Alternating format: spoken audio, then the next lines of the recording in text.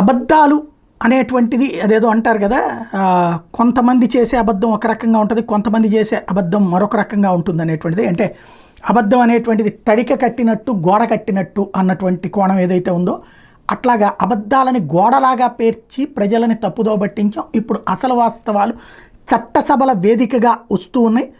అందులో కీలకమైనటువంటి అంశం ఏదైతే ఆంధ్రప్రదేశ్లో 2019-23 మధ్యలో 30,000 మంది మిస్ అయిపోయారు, వాళ్ళందరూ వాలంటీర్ల ద్వారా ఏది వ్యభిచార గృహాలకి తరలించబడ్డారు అని చెప్పిన రోజుల్లో నేను చెప్పా, మిస్సింగ్ కేసులు అనేటువంటి ప్రతి ఏడాది ఉంటాయి, వాటిట్లో 3 వంతులు వెనక్కి వచ్చేస్తారు.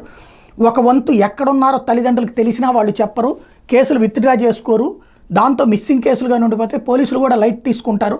మర్డర్లు అయితే కిడ్నాప్లు అయితే పట్టించుకుంటారు కానీ వీటిని పట్టించుకోరు అన్నటువంటి విషయం నేను అప్పుడే చెప్తూ వచ్చాను. ఎందుకంటే సుదీర్ఘంగా చూశాం కాబట్టి. ఇట్లా ఇప్పుడు తాజాగా కేంద్ర ప్రభుత్వము ఏదైతే లోక్సభలో తేల్చి చెప్పింది, తెలుగుదేశం పార్టీకి సంబంధించిన ఎంపీలు పార్థసారథి, కృష్ణదేవరాయలు అడిగిన ప్రశ్నకి కేంద్ర హోంశాఖ సహాయ మంత్రి హోదాలో బండి సంజయ్ సమాధానం ఇచ్చారు. దేశంలో ఆంధ్రప్రదేశ్లో 2019-23 మధ్య మొత్తం మిస్ అయిన మహిళలు 44,685 అని తేల్చారు. తర్వాత వాళ్ళు వెనక్కి వచ్చేశారు, 44,022 మంది ఆచూకీ దొరికింది అన్నటువంటి విషయం తేలింది. అంటే 44,685, 44,022 తీసేస్తే 663 మంది మిస్సింగ్.